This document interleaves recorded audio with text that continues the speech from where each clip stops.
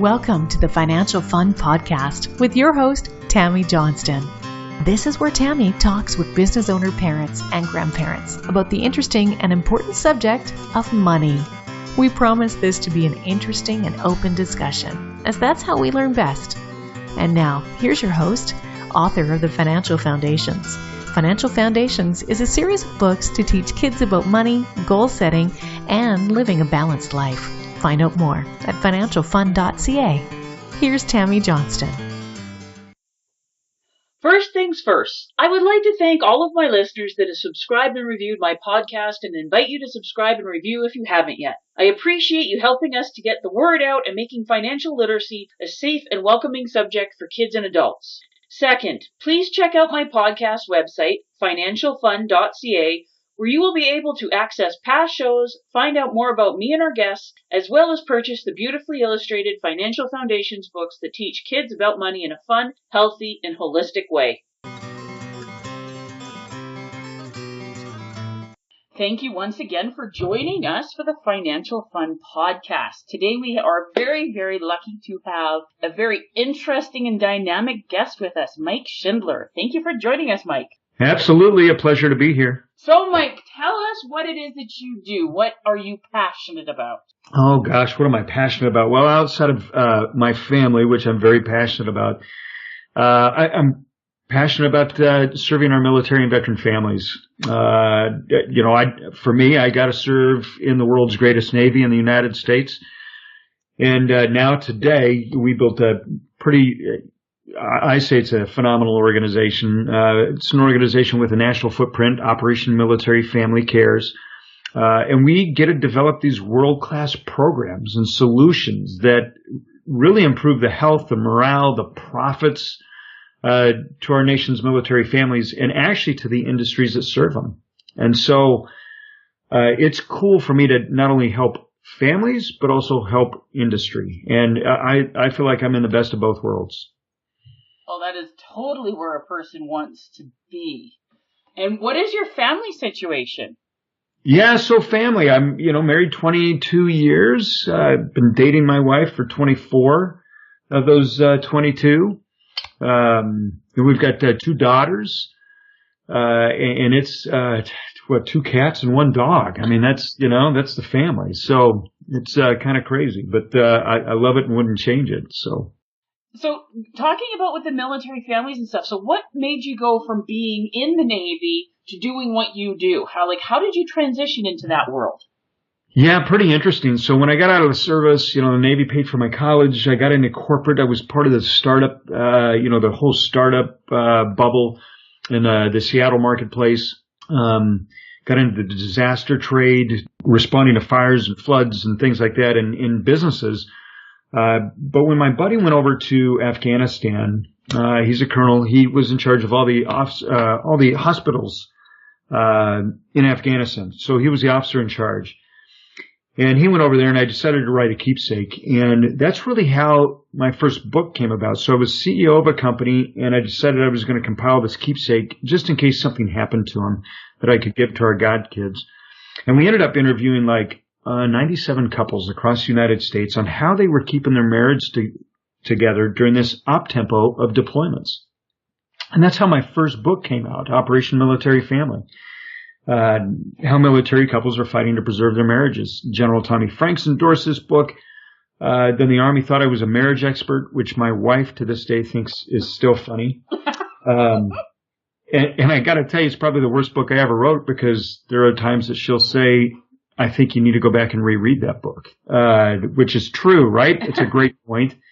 We all need to, reread and rethink about what we're saying. But that put me on this journey. Suddenly I transitioned out of corporate and I said, I'm going to find a way that we can better serve our military and veteran families. How do we better refer them to services? How do we better position them for success when they come home? Why don't I take my business acumen and figure out how we can leverage this talent source in every community across this great planet so that they can make their communities better and stronger. And so now I've been doing that for 12 years. It's been amazing. I absolutely love that. So what do you find are are some of the challenges that the military families are dealing with in terms of finances and stuff? Because that's my area of expertise. But what are you noticing? Yeah, it's managing finances. I don't think that's any different.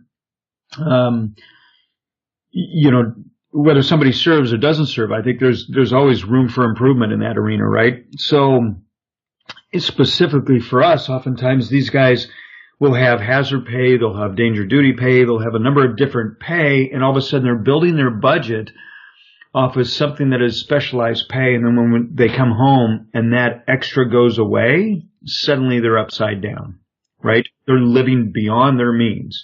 They have no way of making that back up because they're not going to get redeployed into that situation. And so that creates a lot of angst. There's times where people will get reenlistment bonuses. And instead of taking that $40,000 and investing it or paying off debt, they'll go buy a pickup truck. We see this happen over and over again. So it's similar to even the NFL, right? Folks that I know that are in the NFL, 70% of those guys after they retire are broke because they've not figured out how to manage their money. And it's a common thing that we see in the military as well. So it's relatively standard across the board because it doesn't matter. Like here in Alberta, we have a lot of people that when they're working in the oil fields and stuff, they're making a lot of money, like lots and lots and lots of it. But we're a very cyclical business. And right now we are still in a recession because price of oil is low. And they don't know how to deal with this. They go out and rack up as much debt as they can service while they're working. And then when they're not, everything comes crashing down. Yeah.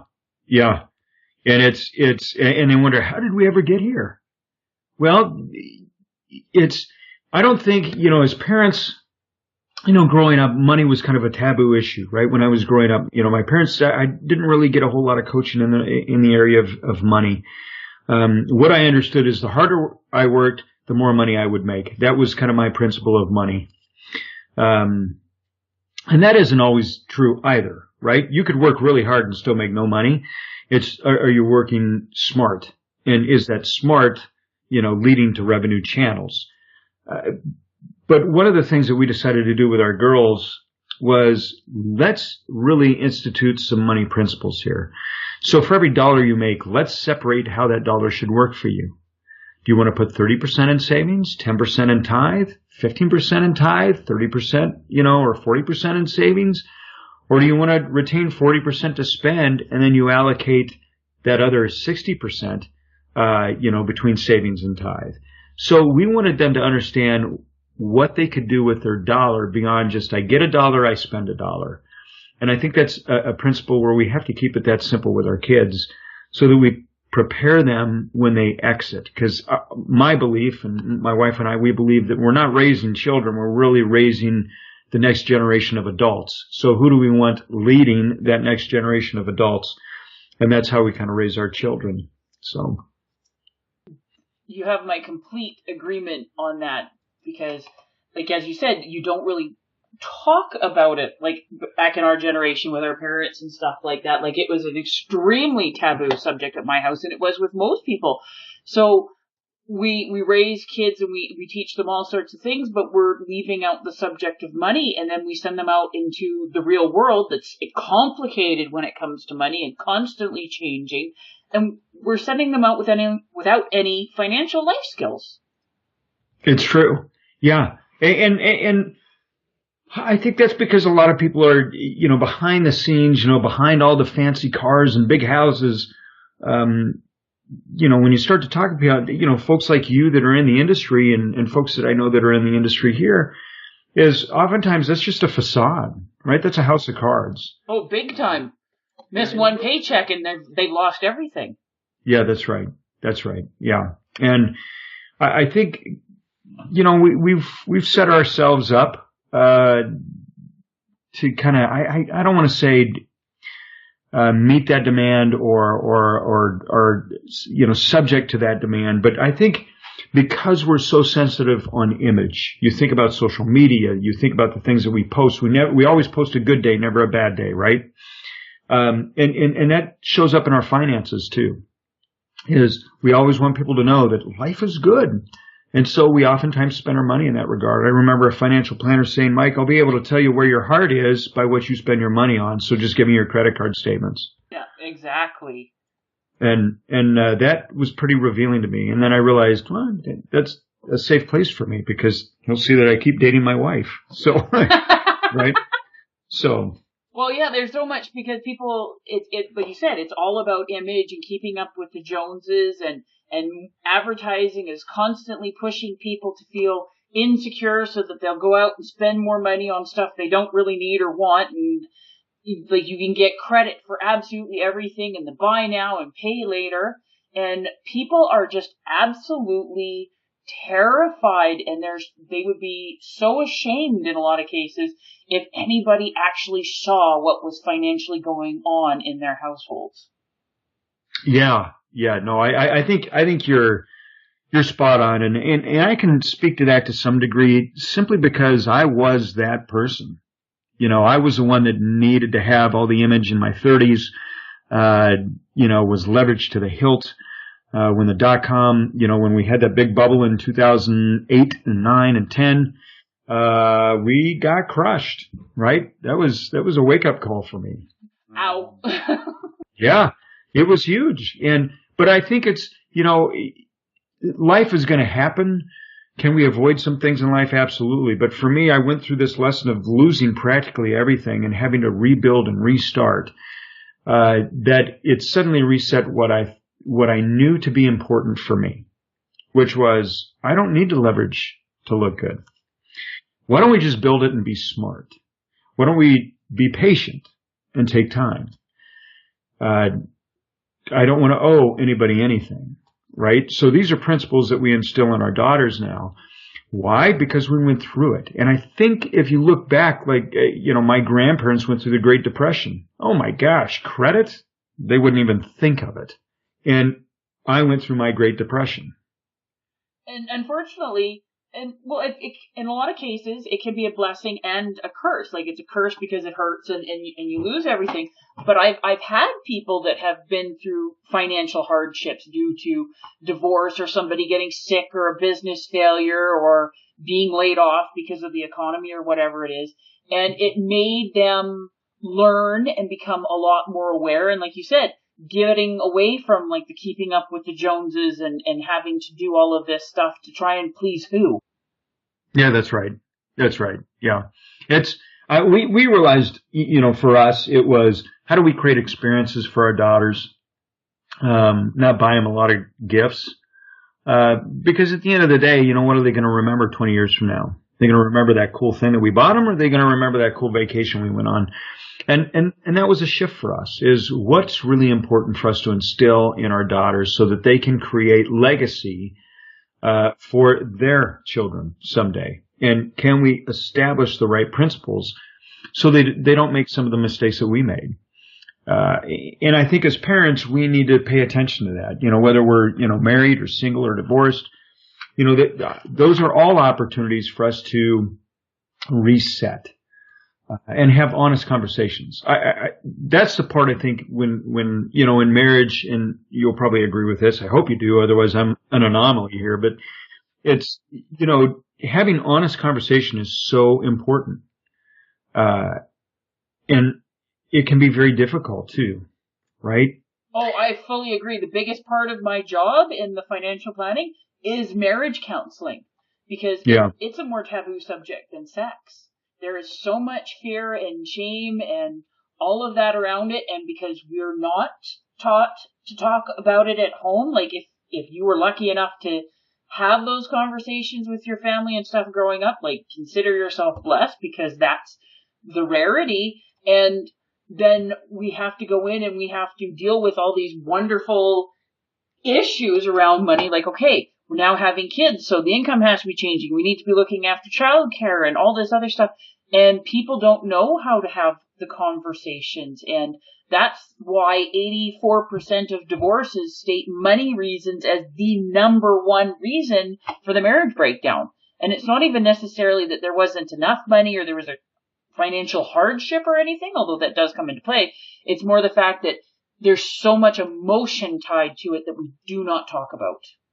Yeah, and I think and I love that you said that, because it's not, money's not really the issue, right? What's the issue? Communication, right? That's the real issue. Because if they knew how to communicate, then they hopefully, right? The money is just, it's a symptom. Very much so.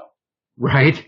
It's the communication that tends to be the problem. And to your point, is because we've not been taught how to communicate about this subject, suddenly this subject becomes the reason why we're saying we're getting divorced.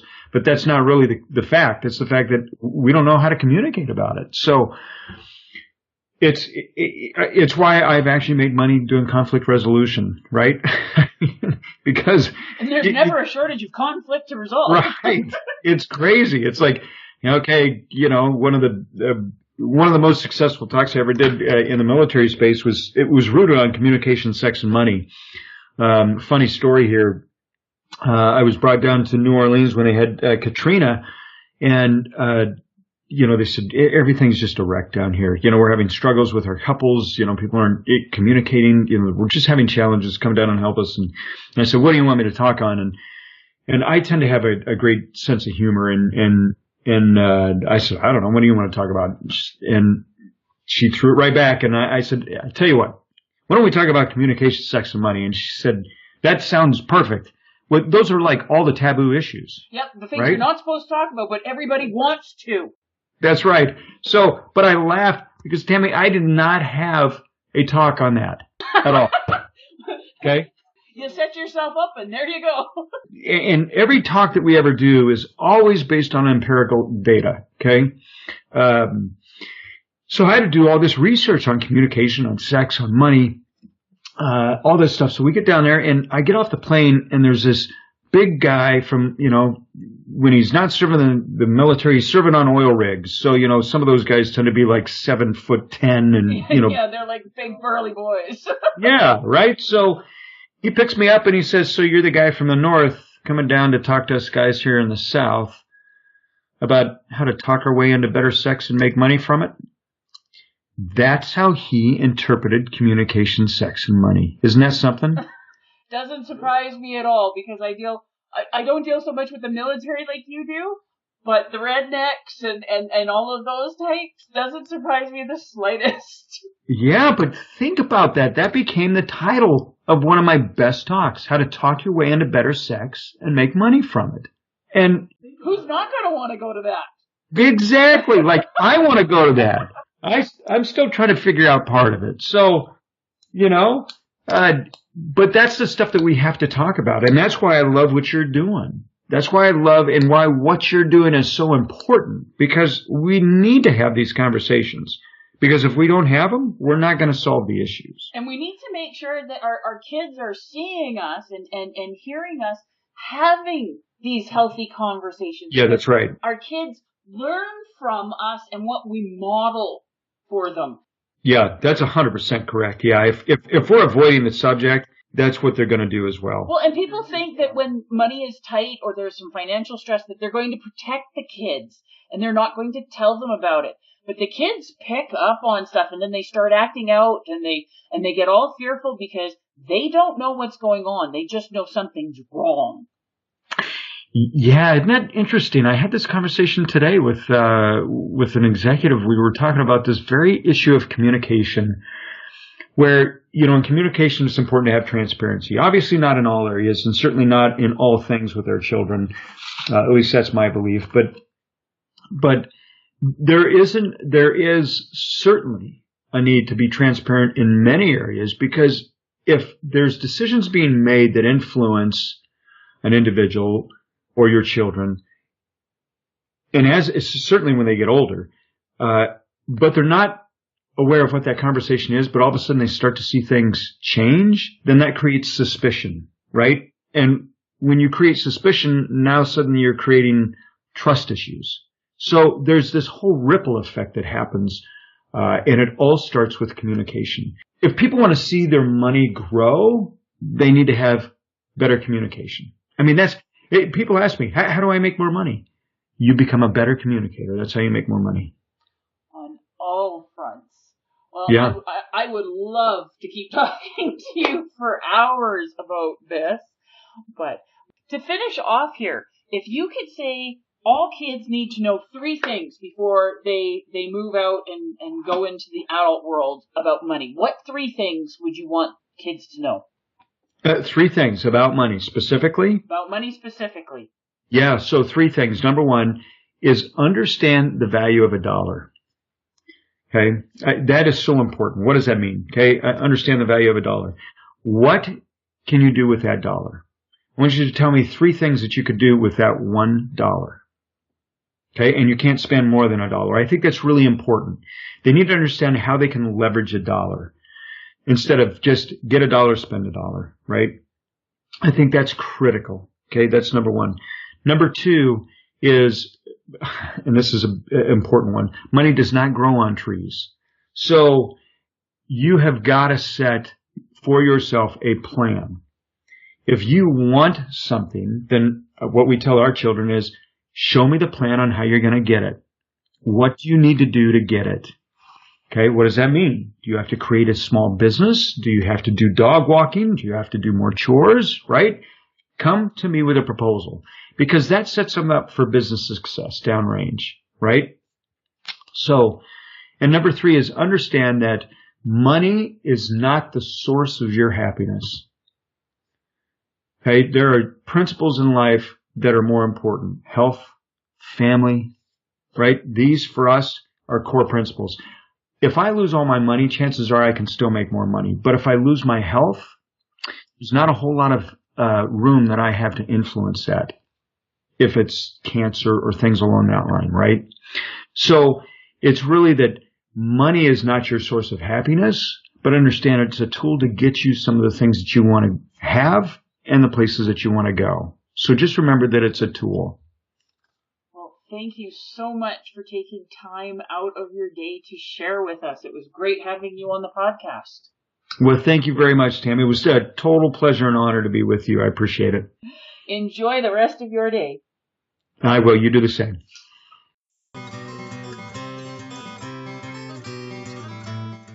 Before we leave each other, I would ask all of you listening to please subscribe to and rate my podcast. A review would be most appreciated, and feedback is always welcome. Whether it be a comment, future topic suggestions, and/or questions you or your kids would like to have answered in the Ask Tammy column on the financialfund.ca website. Please feel free to check me out on Facebook at Financial Foundation's Children's Books, on Twitter at Financial Fun, and Instagram at financial.fun. Thank you for joining us for this episode of the Financial Fun Podcast. Join Tammy Johnston again next week. For more information, please visit financialfun.ca.